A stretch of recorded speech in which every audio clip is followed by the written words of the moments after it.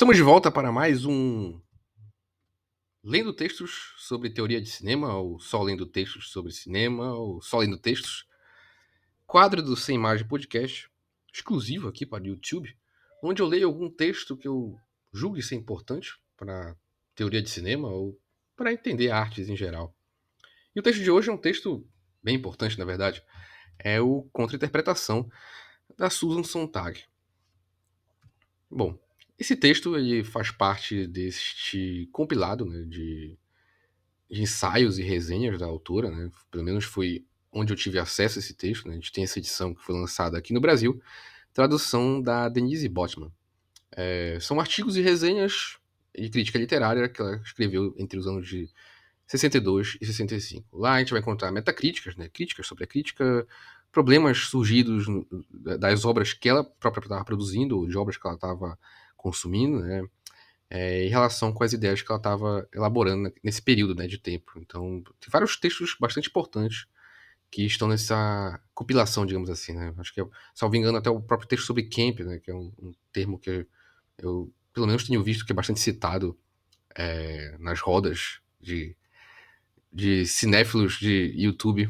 O termo camp, tá, salvo engano, está nessa compilação, nesse livro da autora, que foi lançado no Brasil. Bom, a Susan Sontag, ela é americana, né? Nascida em Nova York. Ela se cursou filosofia, se formou em filosofia. Ela deu aulas, ela escreveu bastante, é uma escritora bastante prolífica, não só na crítica e ensaios, mas também em romances, e dirigiu alguns filmes e peças. Então, uma figura bem importante para pensar arte, não só cinema, mas também na questão de produção também. Então, é uma figura bem importante para quem se interessar em estudar artes em geral. Então, indo propriamente para o texto, ela começa fazendo algo interessante e pensando nessa questão da arte, né, ela parte, até pela questão da formação dela em filosofia, ela parte principalmente dos clássicos, né? Ela parte começando falando de Platão e Aristóteles. Então, eu trouxe alguns trechos aqui e eu vou ler. Platão estipula que o valor da arte é duvidoso. As coisas materiais comuns, como objetos já miméticos, imitações de formas ou estruturas transcendentes, até a mais excelente pintura de uma cama seria apenas imitação de uma imitação. Aristóteles questiona a ideia platônica de que a arte é inútil. A arte tem valor porque é uma forma de terapia. A arte, afinal, é útil, contrapõe Aristóteles. Medicinalmente útil na medida em que desperta e purifica emoções perigosas. Bom, até pensando na formação da autora em filosofia, né, ela parte dessas duas concepções de arte, né, Platão e Aristóteles, que, especialmente Aristóteles, né, tem um texto específico sobre arte, digamos assim, que seria a poética, e fragmentado, na verdade, porque a poética é um texto onde Aristóteles comenta sobre a tragédia e a parte onde ele comentaria sobre a comédia perdida. Tem isso quando se vai estudar obras clássicas, a gente tem algo muito fragmentado.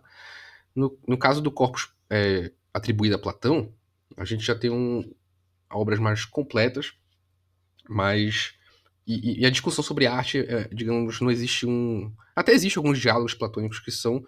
A temática é a arte, mas, digamos que não tem um texto como a poética que explicitamente está tratando sobre um tema relacionado à criação, né, relacionado com a arte. Mas a autora ela parte dessa ideia, né? Ela, no caso, ela se apropria tanto de Aristóteles como de Platão para tratar sobre essas temáticas que ela está querendo trabalhar aqui, né? Então ela utiliza essa questão do Platão em relação à imitação, né? A produção sendo algo que a, imita o em si do objeto, né?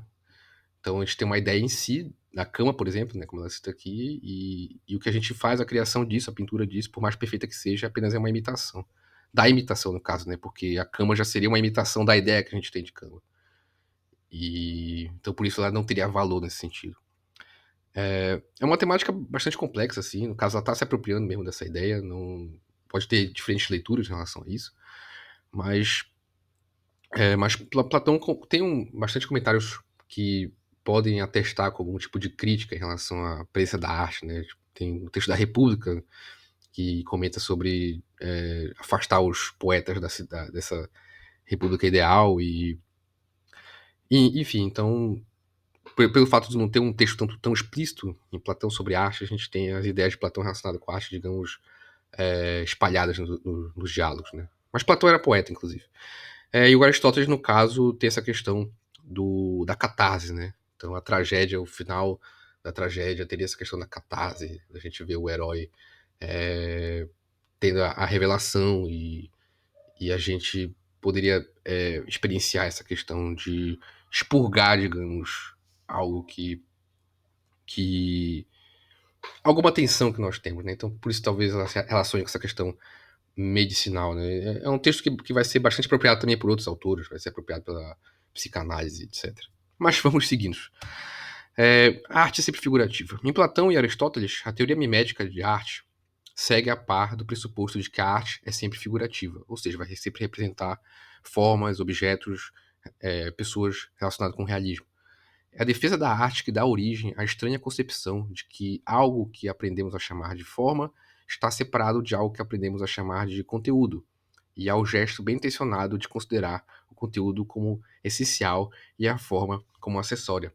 Então ela vai partindo dessa concepção clássica e da filosofia em relação à arte para chegar nesse ponto principal, que a defesa da arte dá origem a uma certa discussão sobre forma e conteúdo, né? Uma distinção sobre a forma e o conteúdo, do caso da arte, né? E bem intencionadamente a gente teria o gesto de considerar o conteúdo como a parte essencial da obra, né? E a forma como acessório. Ela continua quando a arte não precisava justificar a si mesma. O que o excesso de ênfase na ideia de conteúdo acarreta é o perpétuo e sempre inconcluso projeto de interpretação. Hábito de abordar as obras de arte a fim de interpretá-las, que reciprocamente sustenta a fantasia de que de fato exista algo que seja o conteúdo de uma obra de arte. Então, primeiro começa com essa distinção entre forma e conteúdo, né? Como se as duas coisas não se relacionassem, ou até em alguns sentidos fossem tão próximos que não pudesse ter uma distinção clara sobre cada. E em seguida acaba focando só no conteúdo das obras de arte nesse sentido, e no sentido de definir essa obra é isso, essa obra representa isso, né, no caso. E aí vem a questão da interpretação. Então acaba virando um hábito, né, de abordar as obras de arte a fim de interpretá-las. A gente só se relaciona a partir da interpretação. Então, em algum determinado momento, a nossa relação com a arte era mais imediata.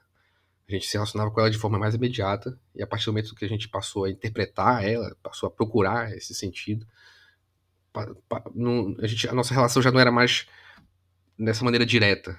A, a arte ela estaria indireta para a gente teria que interpretar para atingir o que é essa obra de arte. Isso eu acho que, até pensando nesse contexto que ela utiliza, né, a gente pensa na questão do mito. Mito, no fim das contas, a tradução da palavra mito é narrativa. E era um tipo de narrativa que era uma narrativa que era tomada como verdade. É algo que é dado, assim, não requer interpretação. Então, acho que é mais um exemplo que eu posso dar que pode ajudar a perceber o que a Susan Tag está trabalhando aqui. Enfim, continuando, a tarefa da interpretação é como da tradução. Por interpretações, refiro-me a um ato mental consciente que utiliza determinado código, determinadas regras de interpretação. A interpretação aparece pela primeira vez na cultura do final da Antiguidade Clássica, quando o poder e a credibilidade do mito tinham sido destruídos pela visão realista do mundo introduzida pelas luzes da ciência. O estilo moderno de interpretação escava e, ao escavar, destrói. Ele cava por baixo do texto para encontrar um subtexto que é verdadeiro. As doutrinas modernas mais importantes e celebradas, as de Marx e Freud, consistem de fato em elaborados sistemas de hermenêutica, em ímpias e agressivas teorias da interpretação. Então, só recapitulando, de novo, tudo começaria com essa distinção de forma e conteúdo. E essa noção de que a arte seria o conteúdo e não a forma, né? A forma que ela está manifesta. E a partir disso viria a questão da interpretação para atingir esse conteúdo, né? E aí ela relaciona essa questão da interpretação com a questão da tradução, né? E isso, de fato, é algo interessante, se a gente for parar a pensar, que muitos textos, às vezes, clássicos até, a maioria e tem muito sentido, até porque, como ela parte dessa noção nos clássicos, da filosofia clássica, da filosofia grega, esses textos eles estão em grego arcaico, por exemplo. A gente precisa, para a gente atingir o sentido, a gente precisa traduzi-los, né? E algumas palavras acabam. E tem bastante sentido isso. Eu acho que recentemente eu estava lendo O Banquete e lendo um texto de apoio sobre o Banquete. E nesse texto comentava sobre a questão da palavra eudaimonia. E, e eu, particularmente, em alguns casos, eu prefiro que essas palavras não sejam traduzidas, como é o caso de eudaimonia. Ou seja, que as palavras sejam dadas no sentido próprios delas, né? No sentido imediato delas, que a gente não precise interpretá-las, né? Até eu acho que se relaciona com o que a Susan Sontag está falando aqui, né? Interpretá-las, traduzi-las, né? Porque nessa ânsia de traduzi-las, de encontrar o conteúdo, digamos assim, o culto, de cavar, como ela coloca aqui, assim, o subtexto por trás disso, a gente acaba perdendo muito da força da palavra, muito do sentido. Então, nessa introdução que eu estava lendo sobre a daimonia, dizendo que existe uma problemática em traduzir a daimonia por felicidade. É uma tradução que é comum para a daimonia. Mas que felicidade não abarca o sentido da palavra em si. E a gente não tem como uma palavra para traduzir, digamos assim, eudaimonia. E então, sim, eu acho que seria muito melhor botar a palavra em si e colocar uma nota de rodapé, né, nesse sentido de uma edição do livro. Mas eu acho que é um exemplo interessante para a gente pensar como, nesse sentido de tradução, né, como ela utiliza essa noção de tradução e para ilustrar essa questão de como, por essa ânsia de interpretar, essa ânsia de traduzir, a gente perde, às vezes, o sentido imediato que as palavras possam ter. E ela cita a hermenêutica, é algo que remete a um autor bastante importante para também estudar Platão, é o Schleiermacher. Schleiermacher é um alemão que tem um texto sobre essa questão da hermenêutica, ele é bastante importante para a questão da hermenêutica, e ele trata sobre tentar, tentar entender o que Platão queria dizer de fato, né? Tentar realmente essa noção de procurar o que o Platão histórico estava querendo dizer nesse sentido, né? Nos diálogos de Platão, por exemplo. E, enfim, existem várias implicações sobre a questão de tradução e esses textos clássicos que eu acho que pode acabar fugindo um pouco do assunto, mas eu acho que serve um pouco para ilustrar. E ela cita o Freud e o Marx, né? Porque muito no sentido de que tudo que seria manifesto para o Freud, no caso, no parte da psicanálise, seria resultado de algum trauma, alguma neurose, alguma psicose nesse sentido. E do Marx, toda a violência social, toda essa questão. Na verdade, haveria algo por trás disso, né? Então, mais uma vez ela comentando sobre essa ânsia de entender, de interpretar, né? De interpretar para além do que é o manifesto. E ela utiliza esses autores que são clássicos nesse sentido. Aberto despreza pelas aparências. Aberto desprezo pelas aparências. Eu coloquei de ter errado. Assim, a interpretação pressupõe uma discrepância entre o sentido claro do texto e as exigências dos leitores. A ela procura solucionar essa discrepância. A interpretação é uma estratégia radical para conservar um texto antigo, submetendo a uma reforma. O intérprete, sem apagá-lo ou reescrevê-lo de fato, altera o texto. Ele não admite e alega que está apenas tornando o texto inteligível, ao revelar seu verdadeiro sentido, por mais profundamente que altere um texto. Outro exemplo notório são as interpretações espirituais rabínicas e cristãs dos cânticos, claramente eróticos. Os intérpretes têm de alegar que estão lendo e desvendando o sentido que está ali. Ela também relaciona muito uma questão de um certa. Acho que ela até coloca aqui. De um certo resgate até desses textos antigos, de tornar eles mais palatáveis para um leitor moderno nesse sentido, né? E acho que se serve disso muito textos bíblicos, por exemplo. De tentar reinterpretar aqueles mitos que estão ali. Tem muito isso, de pegar aqueles mitos, aquelas narrativas que estão, por exemplo, na Bíblia, e. Não, na verdade, não era no sentido literal. Não é exatamente. Na verdade, tem um sentido figurado. Então, acho que é nesse sentido que ela coloca. O conteúdo manifesto precisa ser sondado e removido para encontrar o sentido verdadeiro. Aqui ela aprofunda mais aquilo que eu pontuei nos slides anteriores, né, sobre o Marx e o Freud. Para Marx, os acontecimentos sociais, como revoluções e guerras, para Freud, acontecimentos da vida individual, como sintomas neuróticos, lapsos de fala, e também o dos textos, né, como sonhos e obras de arte, todos eles são tratados como ocasiões de interpretação. Então tudo acaba virando interpretação, tudo não é o que é manifesto, né? E de novo, pensando de novo no que ela coloca no início, na forma e no conteúdo. A forma é como esse conteúdo se manifesta. E nessa ânsia de pensar só no conteúdo, de pensar nessa interpretar isso, a gente acaba ignorando a maneira que isso é manifesto para achar esse conteúdo. Assim, a interpretação, ao contrário de que muitos supõem, não é um valor absoluto, um gesto mental situado no campo atemporal de competências.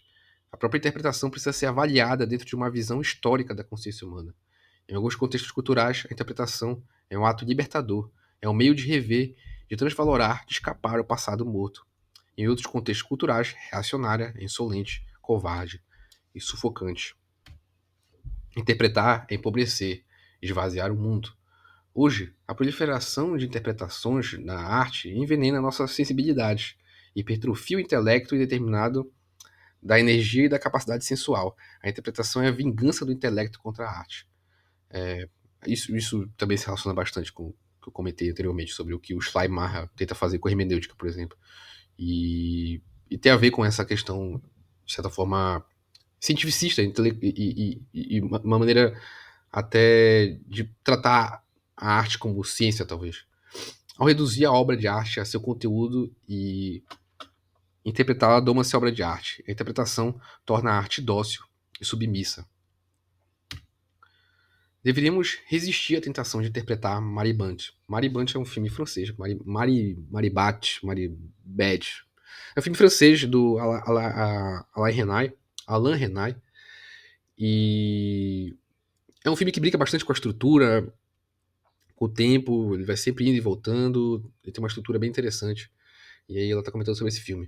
O que importa em Maribete, é a imediaticidade pura, sensual, intraduzível de algumas imagens suas, bem como as soluções rigorosas, ainda que estreitas, de determinados problemas da forma cinematográfica, tomado como objeto bruto, como equivalente sensorial imediato dos acontecimentos abruptos e misteriosos se passando dentro do hotel. É o momento mais importante. Os que recorrem à interpretação freudiana demonstram a insensibilidade ao que está ali. O caso é que esse tipo de interpretação sempre indica uma insatisfação, consciente ou inconsciente, com a obra, um desejo de substituí-la por outra coisa. Isso é curioso, né? Às vezes as pessoas.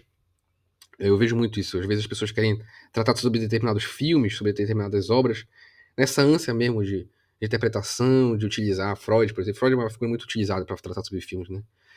E comentar sobre qualquer filme acaba tendo. O comentário da pessoa sobre o filme acaba sendo uma investigação psicológica, psicanalítica dos personagens. Não, esse personagem ele é ruim porque ele é uma pessoa ruim em si, né? Ele é ruim por causa dessas atitudes dele. E aí se perde totalmente outros aspectos formais do filme, né? Aspectos de como essa história está sendo contada, aspectos de como a gente se relaciona imediatamente com essa história. Então, essas são ânsias que surgem quando a gente parte dessa noção de interpretação. E aí vem essa coisa, né? Que também é bastante comum, que a gente ouve bastante comentários assim. O caso é que esse tipo de interpretação sempre indica uma insatisfação inconsciente com a obra, um desejo de substituí-la por outra coisa, né? Aí vem comentários do tipo, não, se esse filme tivesse uma hora a menos, eu teria feito diferente. Então é até uma posição, às vezes, bastante arrogante até de relacionar com a arte, né? De se relacionar com a arte. De subestimar até, talvez, a arte nesse sentido. A libertadora qualidade antissibólica. Tão límpida e unificada, de impulso tão rápido, de atitude tão direta, que a obra pode ser apenas o que é. Acontece em filmes, creio eu, e é por isso que o cinema é, entre todas as formas de arte, a mais viva, a mais empolgante, a mais importante no presente. Vitalidade de determinada forma de arte, espaço que ela concede a erros e mesmo assim continuar boa.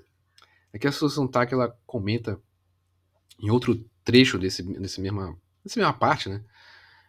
Como outras artes sofrem mais com essa questão de interpretação, né? Literatura, artes plásticas, salvo engano.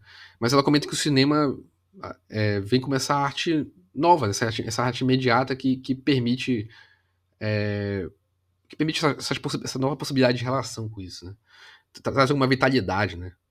É uma arte que traz uma vitalidade, né? E vive matando o cinema, né?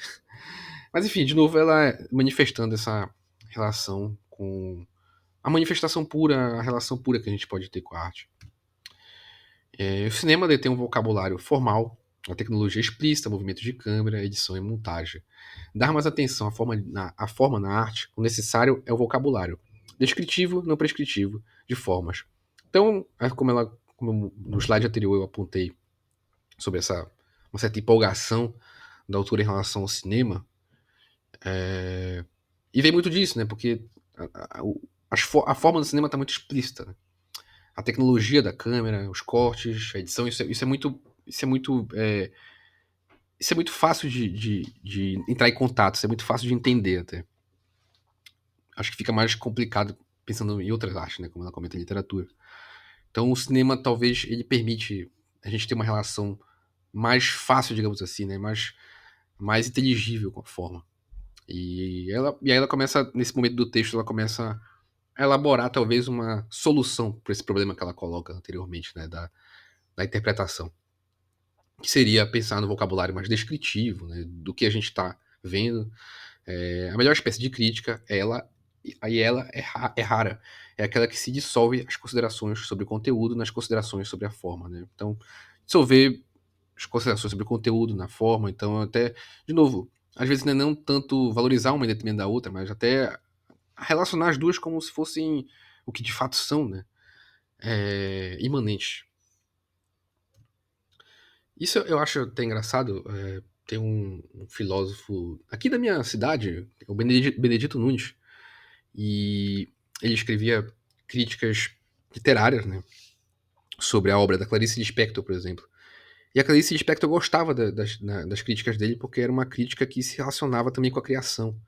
Então, ao mesmo tempo que era uma crítica, tinha um aspecto de criação também. Então, não era um negócio totalmente apartado dessa questão da criação, né? Então, ela era um crítico que a Clarice Lispector valorizava, por exemplo. E é muito nesse sentido, né? De pensar a crítica também como uma criação e não como algo apartado dessa questão da criação. Acho que se relaciona com essa questão que a Sontag levanta de dissolver a forma junto ao conteúdo. Transparência é o valor mais alto e mais libertador na arte. Perda constante no grau de agudeza de nossa experiência sensorial. Então, de novo, ela está atestando os problemas dessa questão da interpretação e como isso embota nosso horizonte em relação a se relacionar com a arte.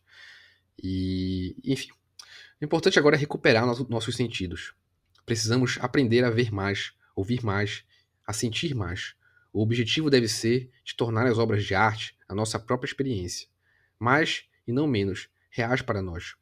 A função da crítica deve ser a de mostrar como ela é o que é, e mesmo é isso o que ela é, e não o que ela significa, né? Então, de novo, essa relação do que é imediato com a arte, né? E não essa busca de afirmar o que é isso que a gente está vendo, né? E de tentar encontrar esse conteúdo que está oculto por trás da forma. E, de novo, se relacionar com o que é imediato. Então, pelo menos essa é a maneira que eu entendo o que ela está querendo dizer com mostrar a arte ser o que ela é o que é e, enfim, não o que ela significaria, né, no caso, né? Acho que tem muito isso, inclusive no YouTube, sobre interpretar o final do filme, o que é o final do filme, o que é o... Acho que tem uma coisa do Christopher Nolan, né, esqueci o título do filme agora, do peão. Enfim, o que é isso no filme? Qual é o sentido disso aqui? Não se relaciona com a arte no sentido imediato e fica procurando algo até para substituir o que é presente ali. Enfim, e aí ela conclui o texto com, em vez de uma hermenêutica, precisamos de uma erótica da arte, né? No sentido mais sensível, talvez, né? Se relacionar de maneira mais sensível no sentido dos sentidos com a arte, né? Como ela levanta no slide anterior, que os nossos sentidos talvez estivessem botados. Você pensar numa erótica da arte, você pensar numa relação mais sensorial com a arte, de fato, né? Enfim, esse é o texto da autora, né? O Contra-Interpretação. Eu acho que tem muitos detalhes que eu deixei de lado, né? Eu acho que também a ideia, como eu disse anteriormente, é meio que fazer os melhores momentos sobre o texto. Mas eu acho que deu para entender, é um texto bem importante, eu acho que serve bastante para a gente também pensar a maneira que a gente trata sobre arte, né? Acho que serviu para mim também pensar como eu escrevo sobre arte. Mas só fazendo um resumo geral antes, até para consolidar tudo que eu falei aqui, né? A autora parte dessa noção clássica, utilizando Platão e Aristóteles para comentar sobre essa questão da arte, e começa a pensar a arte figurativa, a arte é sempre figurativa, ou seja, a arte está sempre representando algo, né? E a partir dessa questão da representação da arte e a defesa da arte, começa a surgir essa noção de forma e conteúdo, e a partir disso começa a se valorizar só o conteúdo e não a forma. E a partir dessa questão da valorização do conteúdo em detrimento da forma, surge a questão da interpretação, né, esse projeto de interpretação, que se relaciona muito com a questão da tradução, e aí isso já se relaciona muito como se a gente recepciona os mitos, as narrativas clássicas, as obras clássicas, quando a gente recepciona isso a partir de uma ótica de tradução, que, de novo, está relacionado com a interpretação, que, de novo, tem essa questão da distinção entre forma e conteúdo. E aí também ela utiliza, se apropria, de novo, de autores que são importantes, como Marx e o Freud, que talvez se relacionam também com esse viés de encontrar algo que está oculto, ao que é manifesto, né?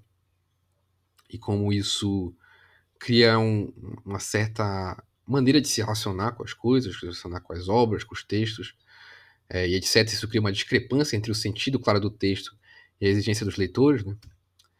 E, e aí ela começa a comentar sobre como a interpretação empobrece, esvazia a arte, né? Como a arte, a gente acabaria tendo uma vingança do intelecto contra a arte, né? Tornando a arte submissa, dócil.